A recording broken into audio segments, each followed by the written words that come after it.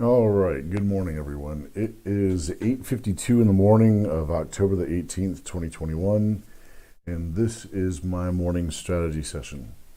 So, what I have here is an 8 hour on the, pardon me for just a second, I'm sorry, I need to clear my throat.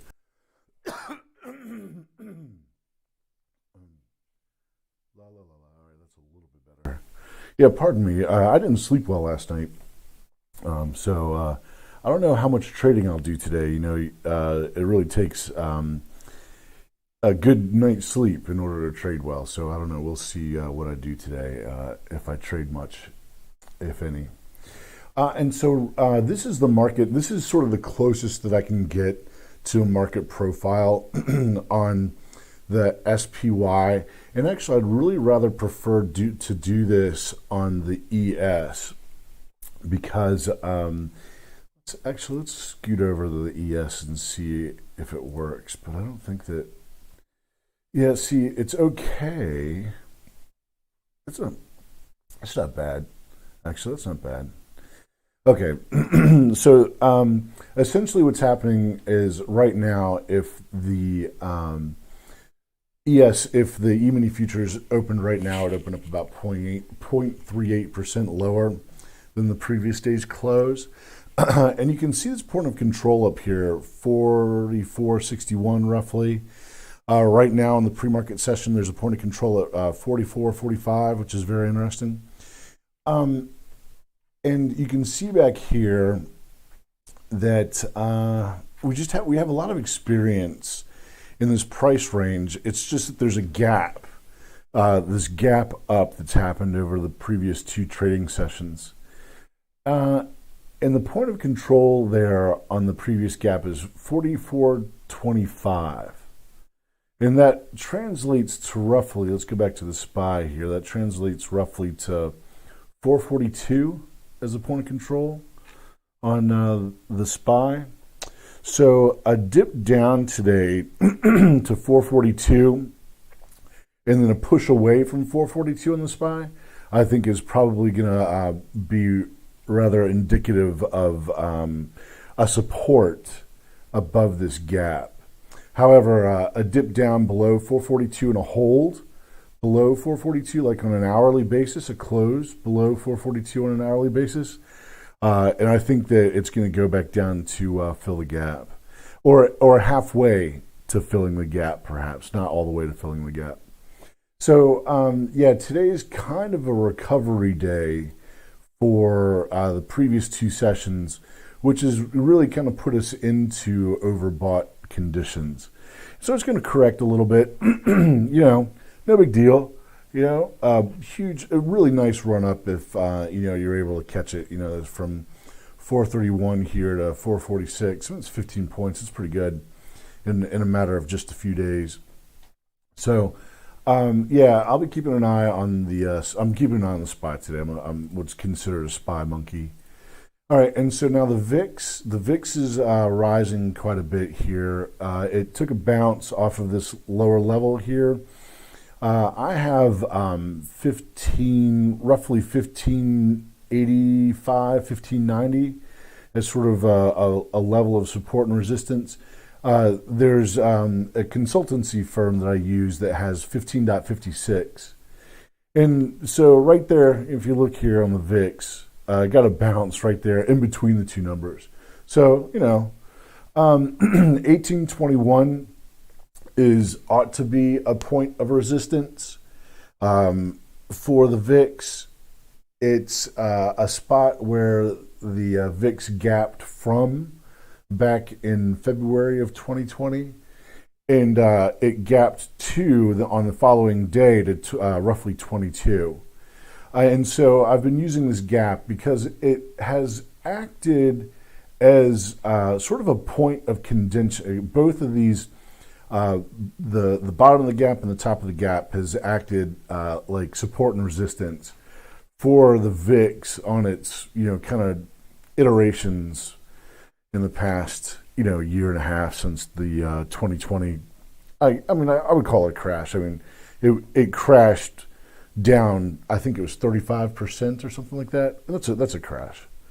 Okay, so yeah, I have alarms on. Let's see, did I put? No, I didn't put an alarm on that. So I'm going to put an alarm on the VIX right there at 1821.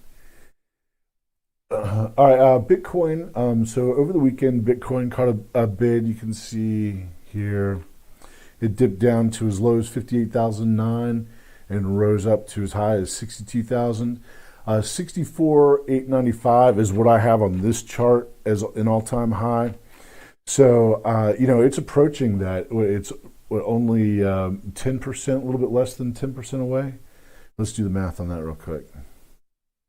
Let's see. Where's my calculator? There it is. So as of right now, all-time high is 64,895 minus its current level at 60,590 divided by the all-time high 64,895. Oops, 895. About 6%, almost 7% away from all-time highs here on Bitcoin. That's after a 50% more than a 50% move down. Went from 65 to a bottom down here at. Let's see, this volume bar's in the way. Yeah, bottom down here at 20. That's not right. It bottomed lower than that recently, didn't it? Yeah, here it is. Bottom down into 28.3 roughly. All right. And then the dollar. Breakdown on the dollar would be very bullish. The economic environment that we're moving into ought to be bearish for the dollar. The dollar ought to be getting weaker as we move forward into the fourth quarter of 2021. And so, we'll see. We'll see what happens with the dollar. All right. So on the watch today, I have CCJ. So CCJ's recent high is at 2657. This is a uranium refiner, uranium company, and apparently uranium is going through the roof. I guess people are perspective that there's going to be a lot of nuclear power plant construction, I guess, in the near point in the future, some point. So CCJ is catching a bid. I like this formation right here, this run up. I like this run up consolidation and then breakout. The only issue is that this breakout is the pre-market session. And so you can see here, volume is at 8 million shares, 5 million, 7 million, 4 million, so on and so on. And this is only at 454,000. So I want to see what this does in the regular market, hours. Right now, this is the extended. Let me take it. And this is an 8-hour chart. So here's a regular 8-hour chart. And so what we have here is a run up. It's looking like a bull flag. I mean, really, it's looking like a bull flag. And so the break above this price right here, the high being 25.88. I mean, if it opens up pre-market, then there's your gap. And so I think there might be maybe a small pullback in this one at the open. I don't know. I'm not sure. But it is definitely going for 26.57. And the way that it's shaping up is it's probably today. If it's going to break above this recent high right here, then it's probably going to make a move for 26.57 today. So if it makes a move over 26.57 today, I'm looking for a break above, retest, and the continuation higher if it does it today. But I'm also looking for a morning pullback, possibly. I mean, I don't know if that's going to happen or not. It's possible, right? So I'm looking for an entry on a morning pullback. Let me pull up the fib that I have. Let's see, the old fib there. Yeah, okay. So, I'll adjust my Fibonacci today to suit the opening price on CCJ. And so if it starts dipping down, I'll look for price support in the usual areas. But then also if it pushes past its open, then that will be an entry also. So, okay. Tata Motors. This is an interesting one here. So Tata Motors did a really good job. Here, we'll look at the daily first. Let me take away the extended. I'll just put it on regular for right now. So this thing just got onto a rocket ride here starting on the 7th of October and has just taken off. Let's see, on the 6th of October, it closed at $22.34, and where it sits now, it's right now, if it opened up right now, it would open up at $34.09. And so there are a couple of things going on here. So you can see this Fibonacci that I put in from the 6th of October up here to the 29th, or I'm sorry, to the 12th of October. And keeping the Fibonacci there has actually worked out really well because if you see here, now let me go to the 10-minute so it's a little bit easier to see on the 10-minute. So here's 34.35, and actually, I need to go back to the daily here to show you $34.35. $34.35 is the height of this peak over here from January of 2018. And Tata Motors really took a slide, making a low of, good golly, of $3.92, roughly $4 in the crash there in 2020. And so now it's it's catching a bid, it's catching up. Sales are good, and so it's pushing toward this $34.35 spot from 2018, and it's getting pinched above this Fibonacci level at, it's hard to see, $33.89 roughly. So you can see, like for example, it came up here in the pre-market of the 13th, hit 34.35 right here, and then pulled away. Opened up, went up, hit 34.35, and 34.35 was just resistance from about noon and past the close into the post-market trading, $34.35. It was just resistance. It just couldn't make it above it. And so then you can see here also in this little area, this Fibonacci that was at $33.89, you can see here that it kind of fought over that resistance level a little bit and then punched through on the 13th. Now here, if we back it up again, here we are on the 14th and opened lower, made a push for the Fibonacci level at 39.89 or 33.89, and then kind of played with that 33.89 level all day on the 14th, which is the top of the Fibonacci again. And so then here we go on the 15th, opened up, dipped down to the 33.89 level, and then made a push for above 34.35, but couldn't hold it and closed below it at the end of the day. And so that leads us into today. So today, the low this morning is right above that Fibonacci level of 33.89.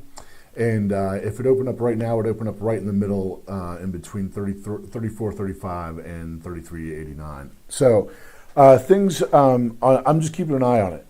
I think I have an alarm on the 10-minute for TTM. Yeah, I do. So if this thing breaks above 34.35 today, bounces away, it breaks above, bounces away, and moves forward, then I will be looking for an entry on Tata Motors today. Okay, next thing, Coinbase. So Coinbase has caught a rather significant rally here in the past 4 days, 5 days since Bitcoin has decided to make its move. It's pulling back this morning. And so where this thing pulls back to, it's possible 272. I think if it pulls back to 272, goes below it, and then comes back up above it again, then that'll be a buy for me. Also, if it comes down to 267 to 263, if it comes down that far today, I doubt it will, but if it comes down that far today, I'll average into a small position, probably something like 50 or 60 shares. Okay, and the last thing here is HX. Now, HX started popping up on Friday. It caught my attention It has recently entered the U.S. market for something or other. I don't remember what it is. Let's see.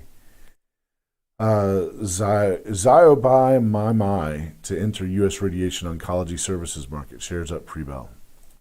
So I don't know if it starts hitting the scanners and there's momentum on it, then I will look for an entry. You can see here the high on Friday was $6.50. It opened up this morning as high as 715. Has now kind of come into that 650 area. Has been above it and below it. I think an open below it will be bearish, and there'll be some retracing. This thing sort of went parabolic over the past. Oops, let me redo that. I mean, that is parabola-like. There's not really much of a blow-off top on this one, but it didn't really come to a crescendo like you would think it would, in a real true blow-off top, but it's moving. So yeah, if this thing decides to get going today, then I'll trade it. I started averaging into B&O again, starting, I think it was on Friday. Yeah, it was Friday. I started buying. It closed below 22.23, or it closed above, 22.23, which was the level that I was looking for, and so I started buying. And it's doing well. If it opened up right now, it opened up 0.81% higher than its previous close. Really looking for if silver can hold this Fibonacci level right here. It's $21.44, I believe it is. That would be a good thing, and I'm definitely looking for dollar weakness to help silver out. I don't know if it'll happen or not. All right, so that is my morning strategy session, everybody. Good luck out there. Keep your risk tight. Click like, share, subscribe, leave a comment, tap the bell, and I will see you at the recap. I am out.